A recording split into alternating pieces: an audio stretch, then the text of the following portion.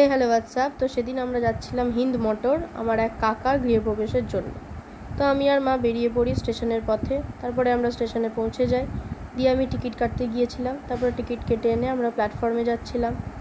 So খুব রোদ ছিল সেদিন, আর গরমও, আর আমরা বেলা করে বেরিয়েছিলাম। তারপরে স্টেশনে কিছুক্ষণ বসে থাকার পরই ট্রেন চলে আসে। এটা আমার কাকা, বোন, মা, কাকিমা, আর এটা আমি। তারপরে আমরা ট্রেনে সবাই মিলে একসাথে যাই, দিয়ে তারপরে বোনের সাথে একটু বদমাশি, দিয়ে এরপরে খাওয়া দাওয়া শুরু। বোন ঝালমুড়ি খাচ্ছে, আমি আর কাকা বাদাম খাচ্ছিলাম। খিদে পেয়েছিল সবারই, কারণ সকালে লাঞ্চ করা হয়েছে।